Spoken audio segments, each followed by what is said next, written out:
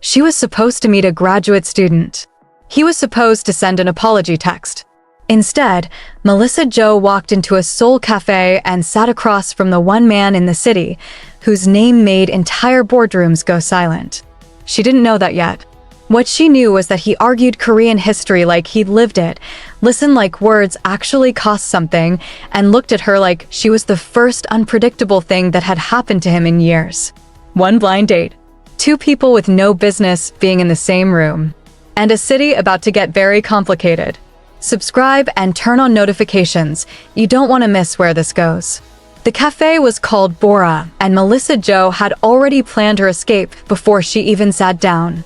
45 minutes. That was all she was giving this.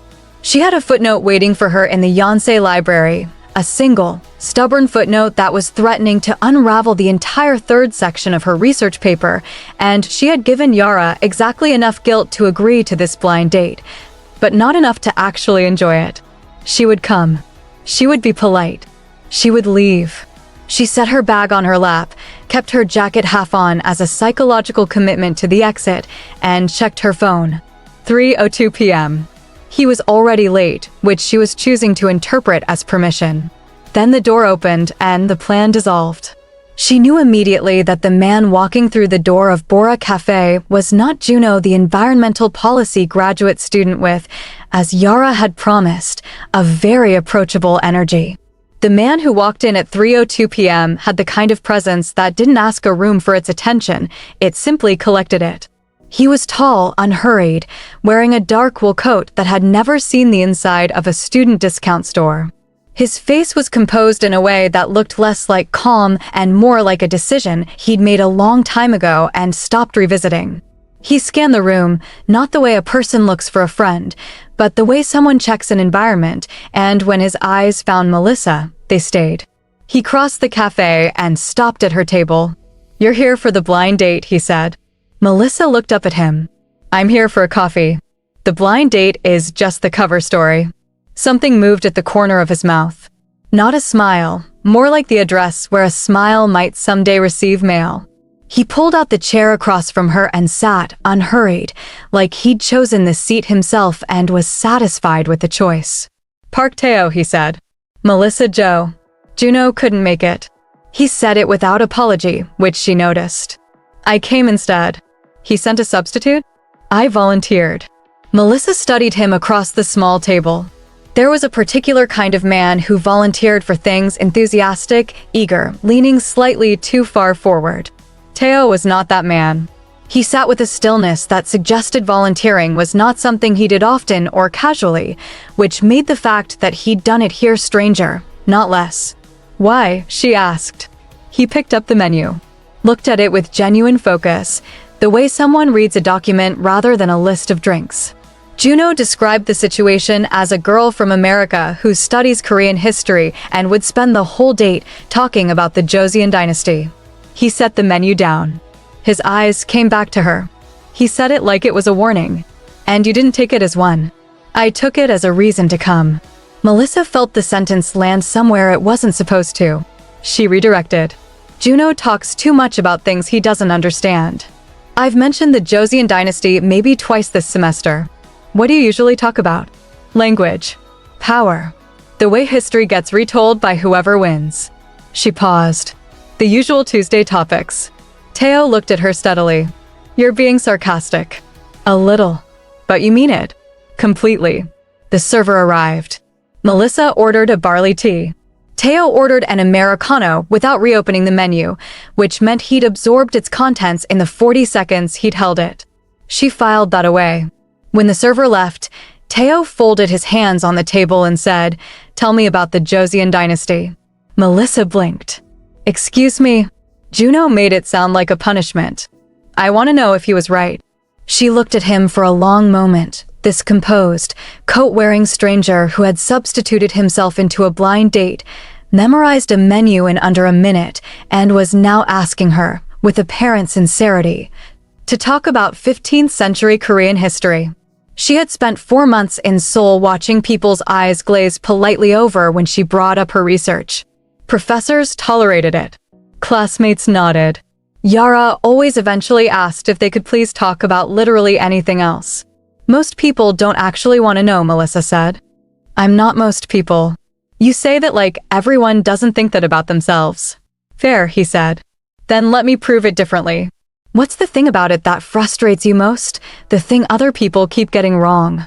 Melissa opened her mouth, closed it, opened it again. No one had ever asked her that. Not the what, not the dates, not the overview she'd recited so many times it had developed its own grooves, but the thing that frustrated her. The gap, the miss. The Silhak scholars, she said, and something unlocked in her voice without her choosing to let it. Everyone treats them like intellectual footnotes. Like they were these charming academic radicals sitting in the margins of real history, writing pretty essays. But they were the most strategically precise reformers of the entire Joseon period. They understood that if you challenged Confucian hierarchy from outside its own language, you'd be dismissed in a generation. So they worked from inside it. They used the framework to slowly, carefully hollow out its most oppressive assumptions. She paused, aware she'd accelerated. They knew exactly what they were doing. And history keeps filing them under idealists because it's easier than admitting they were smarter than the people who ignored them. Tae-o had not looked away once. The people who get dismissed as dreamers, he said slowly, often understood the room better than everyone in it. Exactly. That frustrates you because the story we tell about them is comfortable, Melissa said. It puts them at a safe distance. Idealists who were ahead of their time. Which sounds like a compliment, but it's actually a way of not taking them seriously. Ahead of their time means we don't have to reckon with the fact that their time was then, and the people in power then chose not to listen. Silence settled between them, not the uncomfortable kind. The kind that follows something that has been said properly. Tae-o picked up his Americano when it arrived, took a slow sip, set it down. You didn't study history because you love the past, he said. I study it because I think the past is where we hid all the arguments we didn't finish. He looked at her with an expression she could not entirely name. Attentive, yes. Interested, clearly.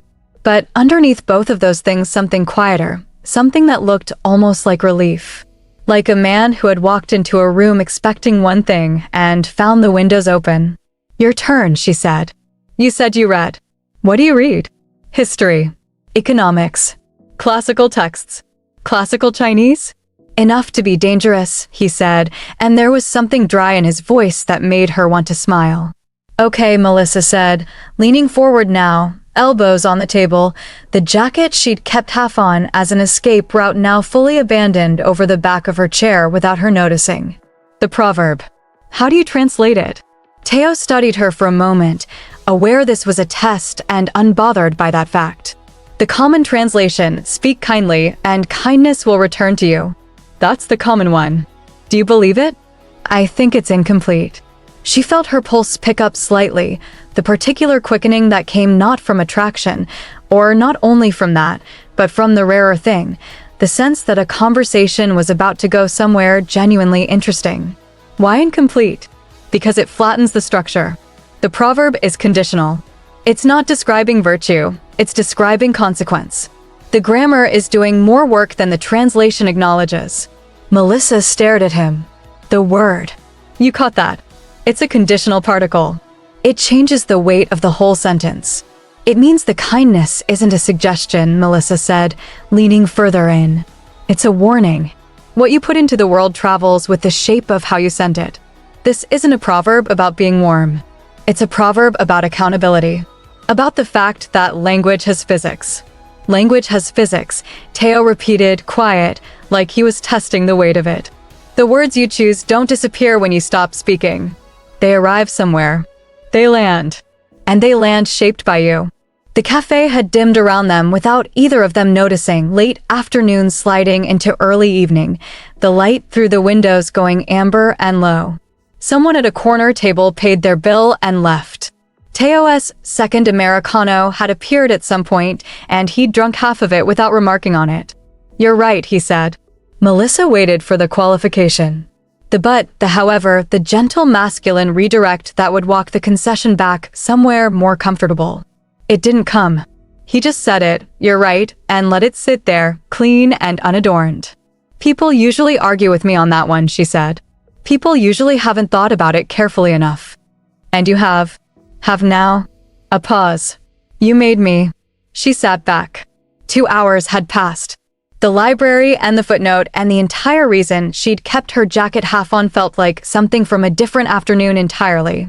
You're not a graduate student, she said. No. What do you actually do? The pause this time was calibration, a man deciding not what to say, but how much. Business, he said. Melissa raised an eyebrow. That is the least specific answer I've ever received to a direct question. One of the largest private holding families in Seoul, he said then, and this time he said it flatly, without evasion, like a fact that belonged to him rather than one he was performing. 3rd generation. My grandfather built it. My father expanded it. I run the investment division. How old are you? 29. She looked at him steadily. And you volunteered for a blind date with a history student. I did. Why are you really spending time with me? He didn't deflect. He went somewhere internal and returned with something real. I don't have an answer that would satisfy you. Not because I'm hiding something, because I don't fully know yet. He looked at her directly. I know I came to the cafe because Juno made you sound interesting. I know I left not wanting it to have been the only one. A pause. I know that I'm sitting in a cafe on a Tuesday having the first conversation in years where I don't know the shape of it in advance, and I am not unhappy about that. Melissa held the answer for a moment. It was the most open thing he'd said. She recognized the particular courage it took for a man like him, measured, self-contained, practiced in the management of his own presentation, to hand someone a feeling without first making it reasonable. Same time next week, she said. Something settled in his face. Yes, he said, in a voice that was quiet and certain in equal measure. They parted outside the cafe. The Seoul evening fully arrived around them, the street lit gold and busy.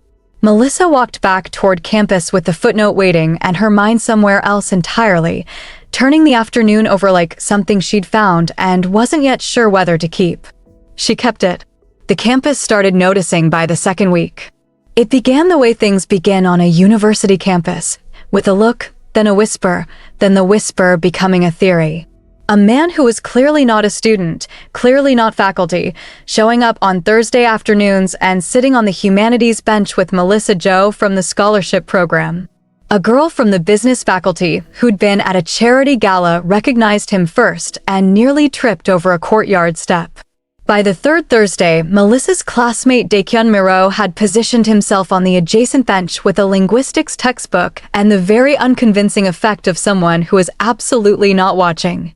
He's doing it again, Melissa said, not looking up from her notes. Tae-o glanced sideways. Daekyun had been on the same page for 25 minutes.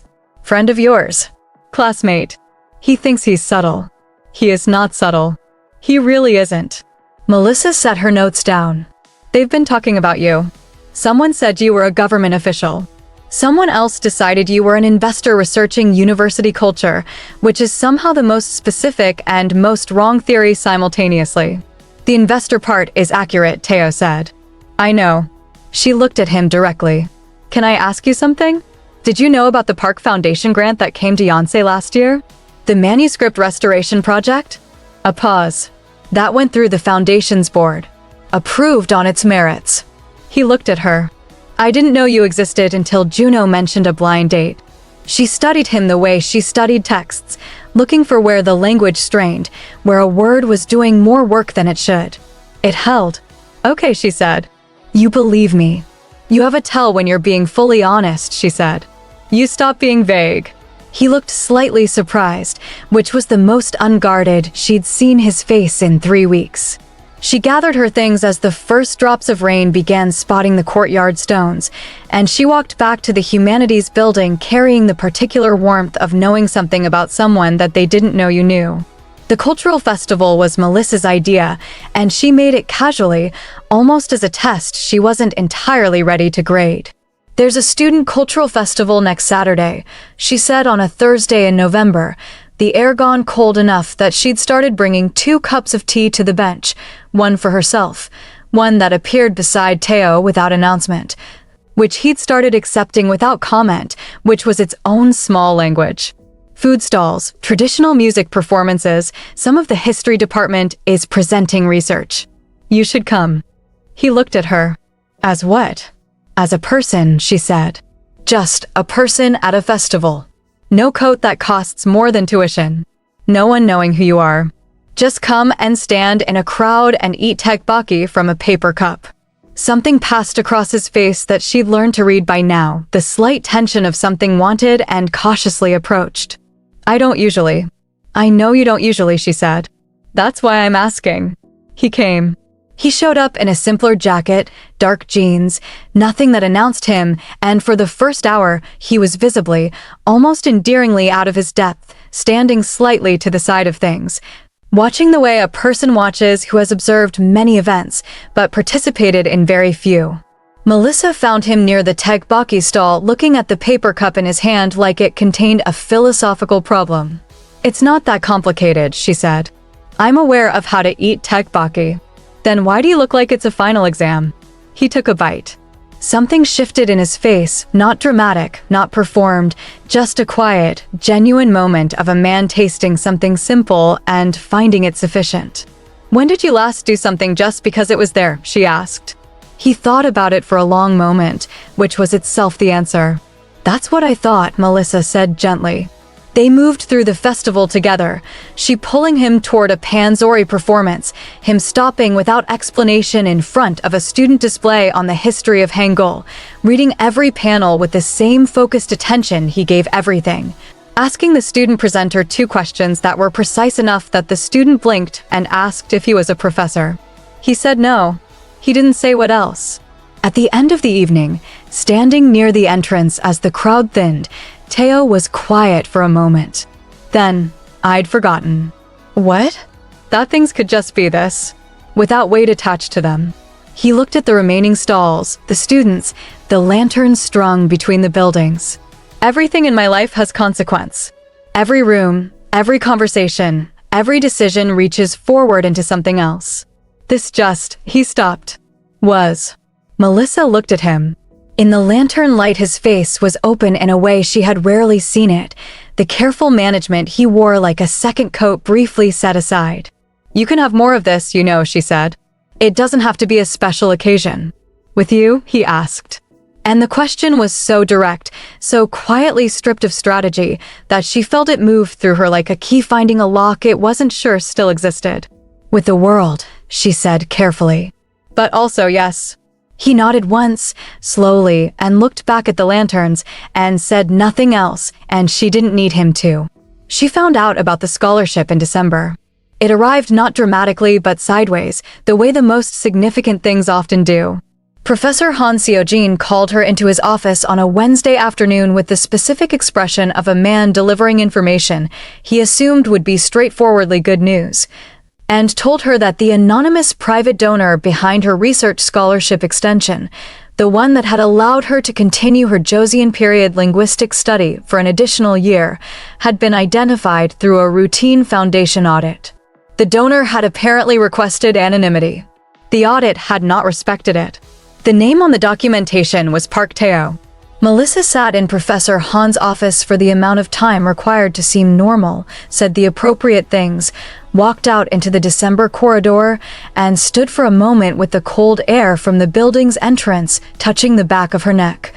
Her research folder pressed against her chest, and something turning very slowly in her stomach. She called him. He picked up on the second ring. I need to see you, she said. Today. A pause.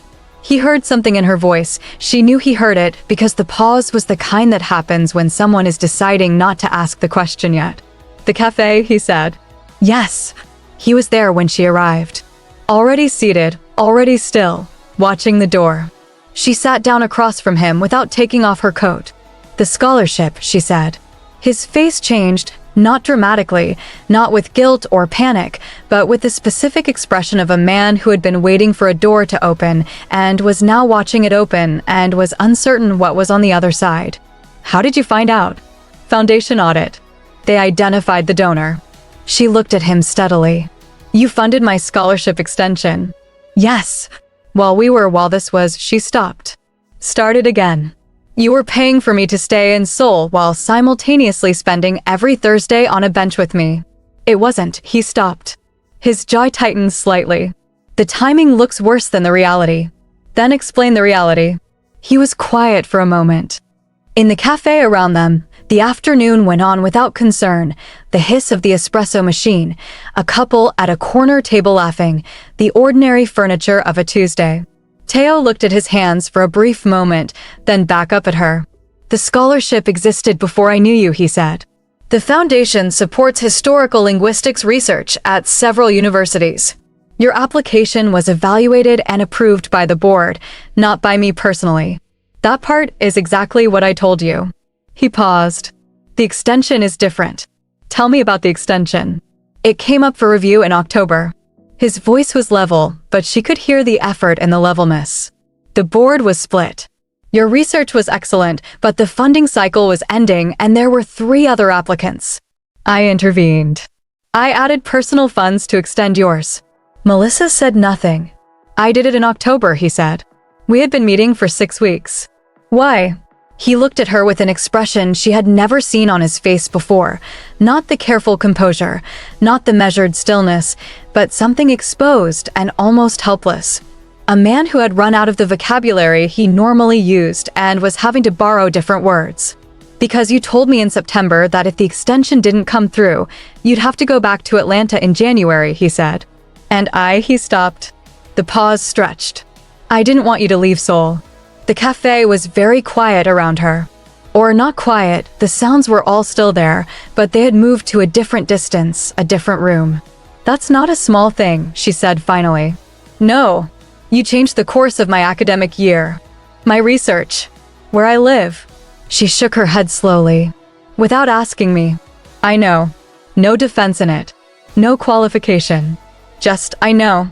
I need to be very clear about something, Melissa said, and she felt the words arranging themselves with the precision she reached for when things mattered. I have worked for everything I have here. The scholarship, the research, the position I've built, I earned those. I came here with nothing but my own ability, and I have fought for every inch of this. Her voice was steady. And now I have to ask myself whether any of the last 3 months of my life were real or whether I was standing on a foundation that someone else quietly built under me without my knowledge. The words landed hard. She saw them land. The work is yours, Tae-o said. His voice had gone very quiet. I funded the time. I didn't write a single word of your research. I didn't influence your professors. I didn't change what you're capable of. Those things were never in question. He looked at her directly. But you're right that I made a decision about your life without asking you. And I don't have a defense for that. I only have the reason. Which is, I couldn't think of Seoul without you in it, he said. I had known you for 6 weeks and I didn't know how to, he stopped. Started again. I have spent my entire adult life making decisions based on calculation, strategy, return on investment. And then I met someone who corrected my interpretation of a proverb on a first date, and I stopped being able to think strategically about it. So I did the only thing I knew how to do, which was fix the thing that was threatening to take it away. He paused. I know that's not sufficient. Melissa sat with it. The anger was still there, a clean, legitimate anger at having had a choice made for her, at the particular violation of someone deciding they knew what was best and acting on it without her knowledge. That anger was real, and she wasn't going to set it aside for the sake of a pretty explanation. But underneath it, also real, was the shape of what he'd said. I couldn't think of Seoul without you in it.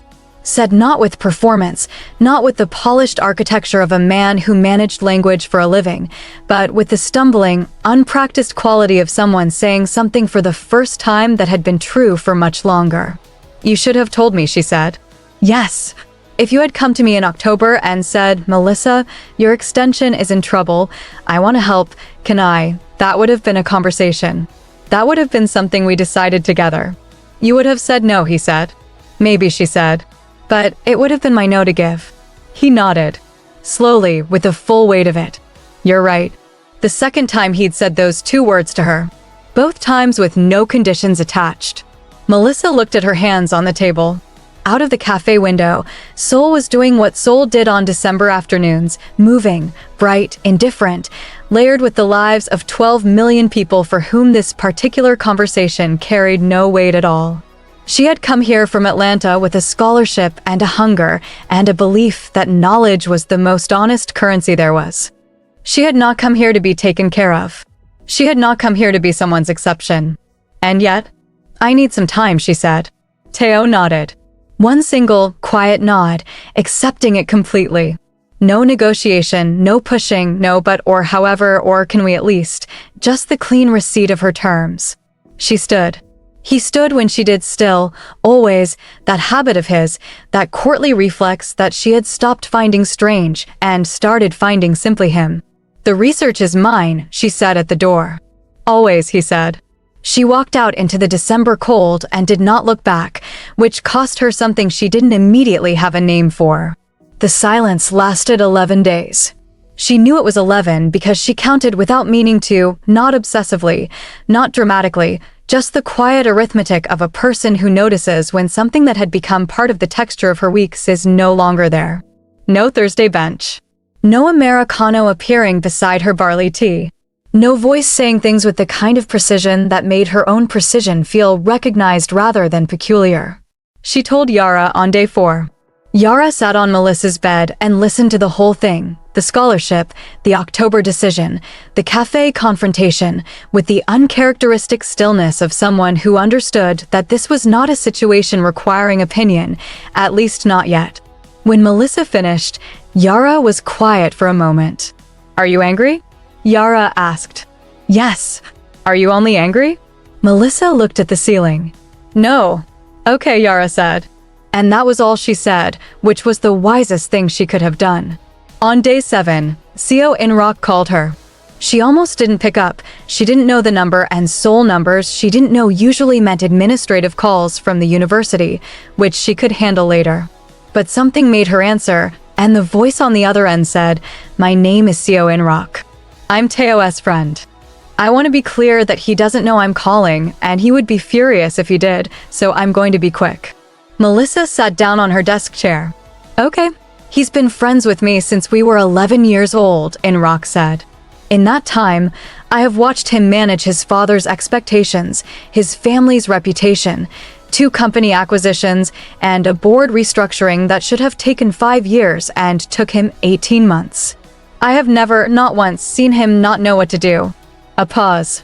"He doesn't know what to do. I thought you should know that." "Why are you telling me?" "Because I think you're the reason, and I think you deserve to know what you mean." A pause. "He talks about your conversations the way other people talk about the things that keep them going. And I have known this man for 18 years, and I have never heard him talk about anything that way." In-rock's voice was matter-of-fact, not sentimental, the voice of someone reporting facts, not making a case. "That's all. I'm done. Please forget I called." He hung up.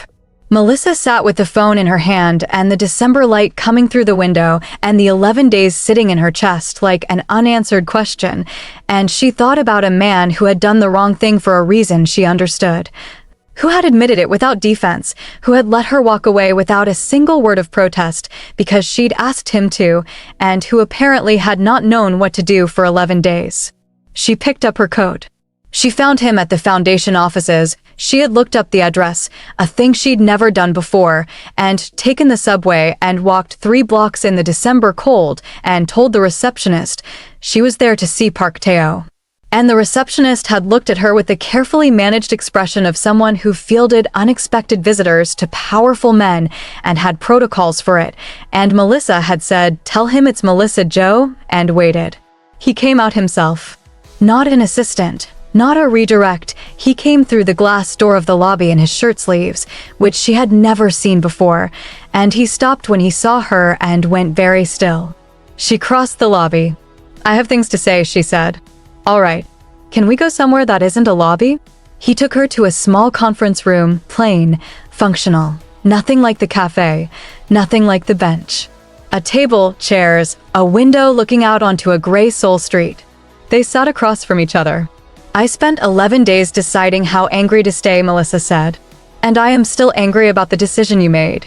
I want you to understand that isn't going away. You took agency from me, and it doesn't matter how good the reason was, that isn't something I can just fold up and put away. I know, he said. But she looked at him steadily. I have also spent 11 days being honest with myself. About what the last 4 months have been. About what Thursdays mean. About what it felt like to sit across from someone who listened like words cost something. About the fact that I've been walking around this city for 4 months feeling more known than I have felt in years.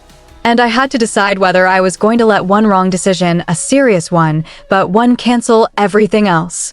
Tae-o was watching her with the expression she'd catalogued on the first day as looking almost like relief. Closer now. More like something that didn't have a clean name, the particular expression of a person watching something they had nearly lost come back through a door. I'm not here to tell you it's fine, she said. It's not fine. I need you to understand, truly understand, that I am nobody's project. I am not a situation to be managed. If you want to be in my life, you will be in it as someone who asks, not someone who decides. We talk about things. We're honest about things. Even when honesty is complicated. Yes, he said. Immediately. No pause to calculate the cost. And I need you to know something else. She leaned forward slightly. I stayed. My research is my own. Whatever you funded, I am going to produce work that justifies it on its merits, and I need you to never, ever make me feel like I owe you for it. Because I don't. I owe the work. I owe the scholarship board. I owe my own capability. You don't owe me anything, he said. You never did. Good. She sat back. Looked at him across the conference room table, this man who ran investment divisions and had quiet power over large things, and had spent 11 days apparently not knowing what to do. I didn't come here to end this, she said. I came here because I don't want to. Something moved across Tae-o's face that she had never seen before, not the ghost of a smile, not the almost, but the thing itself. Real and unguarded and slightly undone, the face of someone who had spent a long time composed and was, in this plain conference room on a December afternoon, briefly not. I'm sorry, he said. Not the version that tries to explain itself back into being okay. Just, I'm sorry. For taking that choice from you. For thinking that what I wanted was reason enough to decide. I know, she said. They sat for a moment in the specific silence of two people who have moved through something difficult and come out the other side, still facing each other. Can we go somewhere that isn't a conference room? Melissa said. He stood. Yes. January arrived, and with it the deep cold that settles into Seoul like a decision, and Melissa's thesis began to take its final shape. 3 chapters on classical Korean linguistic structures and their role in encoding social hierarchy. 1 chapter specifically on the Silhak scholars and the way they used language not to break the system, but to make the system carry ideas it hadn't been built to hold. Tae-o read the draft chapters. All of them. He didn't ask to, she offered, tentatively. One afternoon on the bench now moved indoors to a small table in the Humanities Building café where they'd staked quiet claim to a corner. He read with the same focused attention he gave everything, and when he finished the Silhak chapter he set it down and said, "This is the best argument I've read in years. It's a thesis chapter. It's an argument about how power sustains itself by controlling the vocabulary of resistance," he said. It happens to be about the 18th century. It doesn't stay there. She looked at him. You're saying it's relevant now. I'm saying it's always been relevant. He picked up the chapter again. The section on as linguistic subversion, you need to push further. You stop at the polite conclusion. The argument can go further than you're letting it. My advisor says it's already provocative. Your advisor isn't wrong, Tae-o said. Go further anyway. She stared at him. Then she laughed, a real one, full and unguarded, because there was something absurdly perfect about the man with the family holdings telling her to be more provocative in her academic work. What? He said.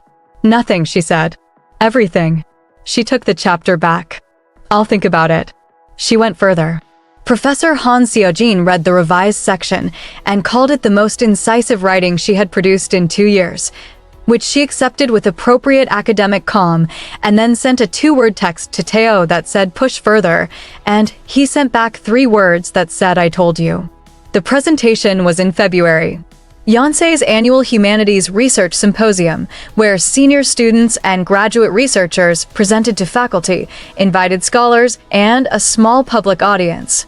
Melissa had been preparing for it since October. The slides, the argument structure, the careful translation of 3 years of research into 45 minutes that a room full of people could follow and care about.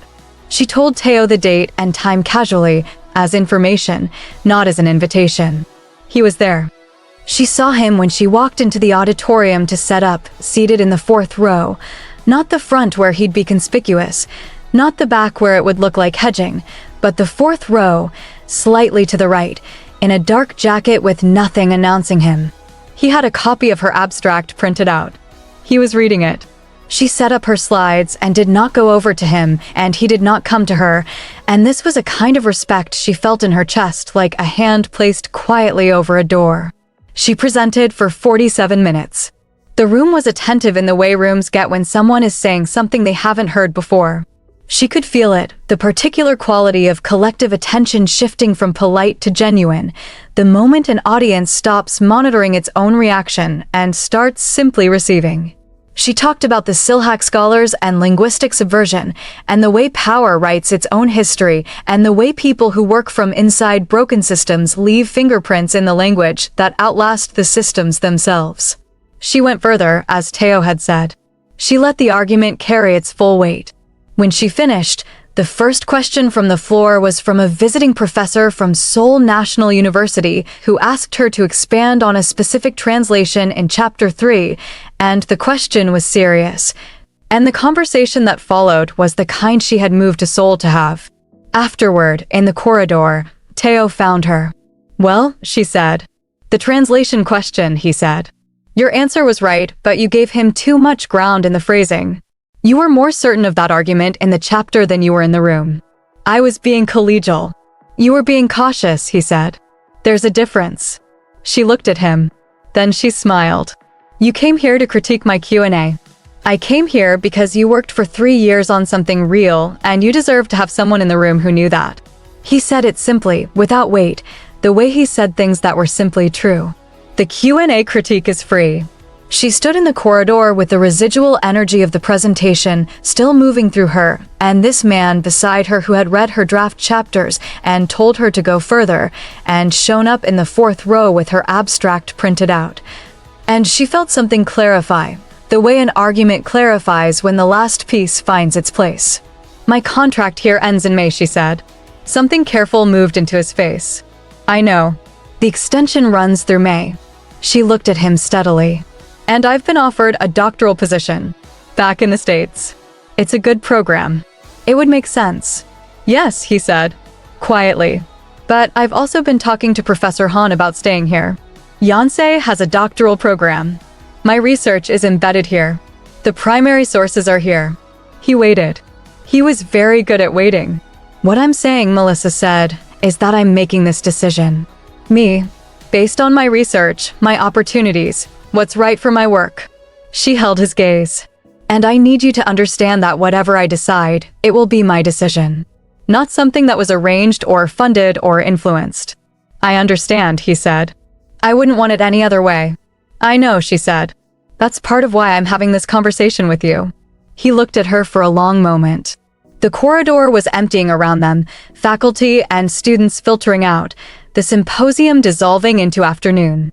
"What is the other part?" he asked carefully. "The other part," Melissa said, "is that I'm staying. I submitted the Yonsei doctoral application last week. On my own. With my own funding secured through the department." She paused. "I wanted you to know that the reason is the research. And I wanted you to know that the research isn't the only reason." Something happened to his face that she would remember, the very careful, very contained architecture of Park Tae-o becoming, for one full unguarded moment, simply a person. "Melissa," he said. "Don't make it a speech," she said. "You'll ruin it." He closed his mouth. And then, quietly, he laughed, a real one. The first she'd heard from him that was entirely unguarded, that had no almost in it, and it changed his whole face into something she hadn't seen before and immediately wanted to keep seeing. In March, his family found out. It came through Beck-Sorian first, the quiet family advisor who communicated difficult things in the careful language of suggestion. A call to Tae-o that amounted to the observation that his time had been noted and that it was perhaps worth considering how certain associations might reflect on the family's various public-facing interests. Tae-o called Melissa after. "They've noticed," he said, when she picked up. And they've communicated that they have thoughts." "What kind of thoughts?" "The kind that come with the assumption that I'll adjust my behavior accordingly." His voice was even, but she had learned to hear the things his voice did underneath the evenness. "They usually do." Melissa was quiet for a moment. "What are you going to do?" He was quiet back at her, not the silence of uncertainty, but the silence of a man who had already arrived at an answer and was checking it one more time before he said it out loud. "I have spent 29 years making decisions based on what serves the family's interests. The business decisions, the social decisions, the management of every relationship through the lens of what it costs or earns in terms of reputation and connection." A pause. "I've been good at it. I'm very good at it. And it has made me effective and entirely hollowed out. Tae-o, I'm not asking you to feel responsible for this. It was true before the cafe. You didn't create it." His voice steadied. "But you showed me the shape of it. What it looks like when a conversation doesn't have a calculation underneath it. What it feels like to be in a room with someone who sees you before they see your name." He paused. "I'm not going to adjust my behavior accordingly." The statement sat between them, simple and enormous. "That will cost you something," she said. Not warning him, she knew he knew. Just naming it, because between them naming things honestly was the rule. "Yes," he said. "It will cost me the version of my life where every hour is managed for someone else's comfort. I've decided I can afford that." Spring came, and with it something that didn't have a dramatic announcement. No declaration, no scene, no moment that asked to be recognized as significant. It was more like weather. A gradual shift in the quality of light. They were in the habit now of Sunday mornings. Tae-o would appear at the small cafe near her building with 2 Americanos and something from the bakery next door, and Melissa would come down with her research notes and her hair not entirely done. And they would sit for 2 hours doing their separate work in the same space, occasionally reading something aloud to the other, occasionally arguing about a translation, occasionally saying nothing at all and finding that the nothing had its own content. Gong Hiram, who directed the Cultural Foundation Tae-o was increasingly channeling his energy toward, told Melissa at a small dinner in April that she had never seen him invest in something that wasn't a calculation. "He funded 3 historical preservation projects this quarter," Hiram said. "All of them low yield in financial terms. High yield in every other term." She looked at Melissa with the direct gaze of a woman who said things straight. "He's changing the shape of what he considers worth doing. I thought you should know that. Does he know you're telling me this?" "Probably not," Hiram said pleasantly. "He'll survive the disclosure." Tae-o's father called in April. The call was long and Melissa heard only Tae-o's side of it. She was in the next room, not eavesdropping but unable to avoid the architecture of the conversation carried through a quiet apartment on a Sunday afternoon. She heard Tae-o say, calmly, that he understood the family's concerns. She heard him say, more quietly, that he had spent a significant portion of his life building things on behalf of other people's definitions of what was worth building, and that he was reorienting toward a different definition. She heard his father's voice rise briefly through the phone. She couldn't make out the words, but she knew the tone, the specific register of a patriarch confronting the moment when a son stops being a continuity and becomes a separate person. She heard Tae-o say, very quietly, "I know, father. I know it isn't what you expected." Afterward, he came into the room where she was sitting and she looked up at him. "Are you okay?" she asked. "Yes," he said. And he meant it in the way she'd learned to trust him, meaning things, not the social yes, not the managed yes, but the real one. "Was it bad?" "It was honest," he said, which felt worse and was better. He sat down beside her. After a moment, "He'll come around. Not immediately, but he'll come around. And if he doesn't?" Tae-o looked at her with the clear, certain expression of someone who has done the work of deciding something and is no longer uncertain about the shape of the decision. "Then he doesn't," he said simply. "Some things are worth more than ease."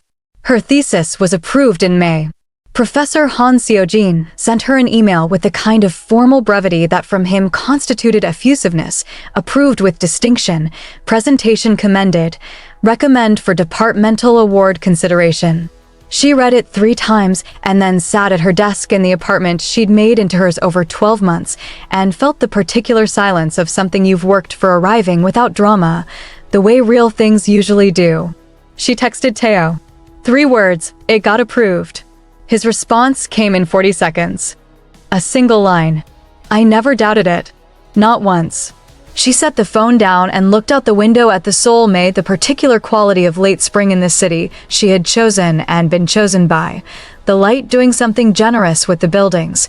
The street below carrying its 12 million lives forward without comment. Her mother called from Atlanta.